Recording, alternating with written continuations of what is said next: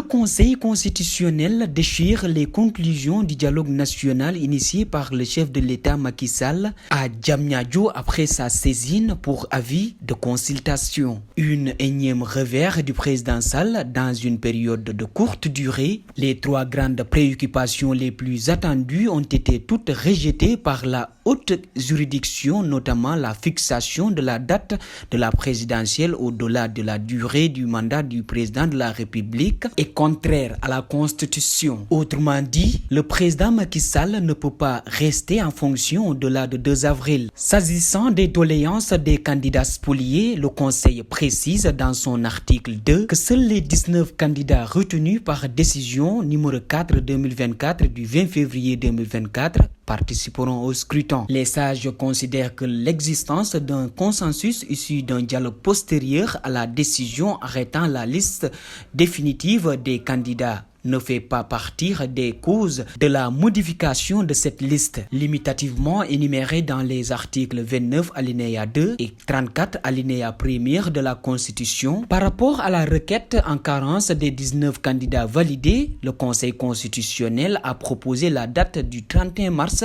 pour la tenue de l'élection présidentielle avant de rejoindre la décision du président de la République fixant le 24 mars pour le scrutin. Dans la foulée, en Conseil des ministres hier, le président de la République a dissous le gouvernement en nommant ainsi Maître Sidiki Kaba, poste du Premier ministre, en remplaçant le candidat Amadou Ba. Et je voudrais féliciter tous les députés qui ont voté contre sans hésitation hier pour que cette loi ne passe pas. Et je prends l'engagement ici, devant vous, qu'une fois élu, je reviendrai sur ces faits. Je suis pour le pardon, je suis pour la réconciliation, je suis pour la paix, et vous le savez très bien. J'y crois fondamentalement et tous les jours, je n'œuvre que pour cela. Mais je suis également pour l'éclatement de la vérité en toutes circonstances. Et sur ces faits, la vérité ou les vérités doivent être connues. La date pour proposer le 24 mars. Je voudrais dire que me concernant, que ce soit la date du 24 ou du 31 mars, nous sommes preneurs. Mais je rappelle que le 31 mars, effectivement, coïncide avec la Pâque, c'est la fête de Pâques, et par conséquent, nos réalités socio-culturelles, religieuses, doivent être intégrées et doivent être également prises en considération. La diversion qu'il a faite, c'est de dissoudre le gouvernement et de nommer un Premier ministre, prétextant que c'était pour libérer son candidat. Nous lui rappelons qu'en 2019, il était président de la République et pourtant il était en campagne. Ce n'est pas parce qu'il veut libérer le Premier ministre moins chargé qu'il a dissous le gouvernement. Ces tactiques politiciennes, nous les connaissons et nous savons justement que c'était pour ne pas voir la presse titrée en grande majorité aujourd'hui, comme ça a été pourtant le cas, ce revers, cette opposition du Conseil constitutionnel contre ces pratiques. Oui, je pense que cette date du 24 mars ne permet pas de respecter les délais prescrits par le code électoral, puisque le code électoral fixe une durée de 21 jours pour la campagne électorale.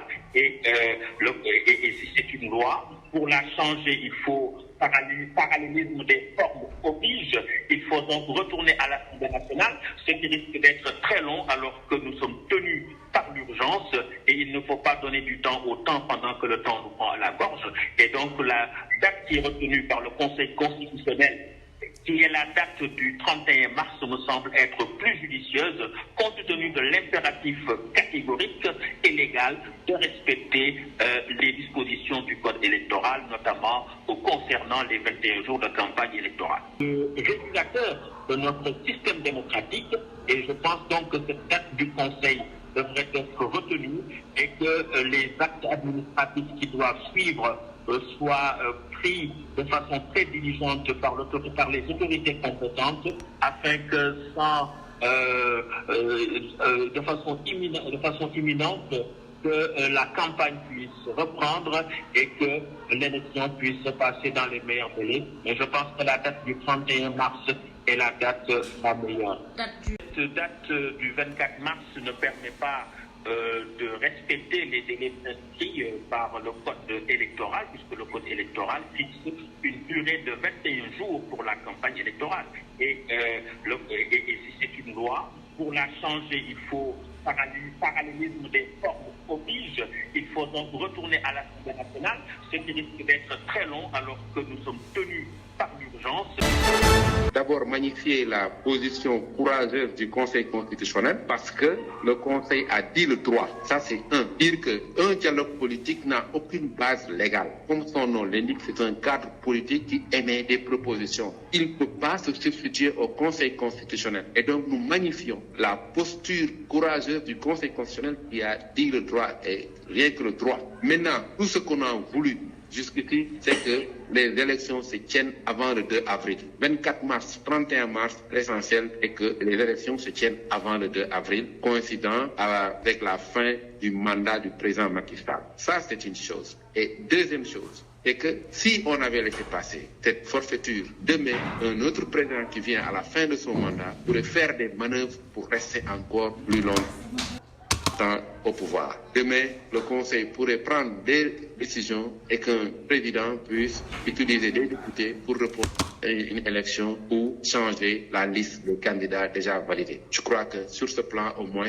c'est un signal fort qui est lancé au prochain président. Quand je dis au prochain président, c'est-à-dire les présidents qui vont venir pour savoir que les Sénégalais n'accepteront jamais, je dis bien jamais, qu'on tripatouille notre constitution, surtout qu'on touche aux clauses d'éternité qui sont dans notre constitution, notamment au niveau de l'article 103 de la Constitution, la forme républicaine de l'État du Sénégal, le nombre de mandats, la durée du mandat et le mode d'élection au suffrage universel direct. Alors, sur ces questions-là, au moins, on peut dire au Sénégal, c'est maintenant réglé et de façon définitive. Maintenant, ce qui reste à faire, c'est d'inviter l'administration à faire preuve de diligence et de rigueur pour que les élections puissent se dérouler de façon transparente et de façon libre. Parce qu'il y avait un débat autour de l'article L36 par rapport à la vacance, ça c'est réglé maintenant. Il y avait aussi un débat par rapport à la possibilité d'ouvrir la liste des candidats. Il a été catégorique, seuls les 19 candidats déjà validés vont participer à ces élections.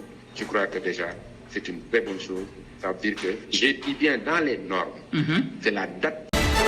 Je voudrais remercier très sincèrement Son Excellence, Monsieur le Président de la République, Macky Sall, qui a porté son choix sur ma modeste personne pour être le Premier ministre du Sénégal. C'est une confiance renouvelée parce que il a eu à me nommer à des ministères régaliens, ministre de la Justice, ministre des Affaires étrangères, ministre des Forces armées, ministre de l'Intérieur, aujourd'hui Premier ministre du Sénégal, à une station élevée de l'architecture gouvernementale. Je voudrais aborder ce grand privilège qui m'est fait avec un esprit de responsabilité, d'ouverture et d'apaisement. Et je voudrais ainsi travailler de manière à ce que les objectifs que le président de la République, Macky Sall, a eu à m'assigner et qui ont produit à travers le PSE des résultats tangibles et colossaux. Et encore une fois, je suis dans la position qui me permet de dire qu'aujourd'hui, je serai encore plus engagé à servir mon pays en ne ménageant aucun effort. Pensez aux victimes. N'ont pas eu de victimes. Seul Pastef a eu des victimes. C'est Pastef qui a eu 60 morts. C'est Pastef qui a eu 1500 prisonniers. C'est Pastef qui a perdu. C'est Pastef qui a perdu même son récépissé. Donc personne ne pouvait parler mieux que nous à notre place. Il y a eu une certaine tentative de récupération politique qui a échoué aujourd'hui. Parce que vous avez même entendu des hommes politiques ici dire que Macky Sall ne devait pas libérer ces gens de PASTEF parce que c'est des voyous et c'est même eux qui ont agressé votre consoeur Maïmouna Ndour Faye. Donc les gens étaient venus pour récupérer, pour faire la récupération politique. Malheureusement, ils ont échoué. Dieu fait bien les choses de façon très claire. Que si Madame le ministre nous avait rassuré les Sénégalais qui nous regardent, qui savent les principes de PASTEF, nous pouvons demander. Ces jeunes sont morts pour défendre un projet. Nous ne pouvons pas venir ici et accepter qu'on vote une loi qui efface les crimes envers ces jeunes. Le président Macky Sall est un homme pacifique. C'est un homme de dialogue. C'est quelqu'un qui veut laisser le Sénégal dans la paix. Il veut un legs d'unité. Il souhaite la pacification des cœurs. Parce que cette loi n'est même pas profitable au président Macky Sall. C'est une loi qui est profitable à ces jeunes, filles et garçons, qui sont dans les prisons. Et qu'aujourd'hui, nous devons tous militer pour le pardon.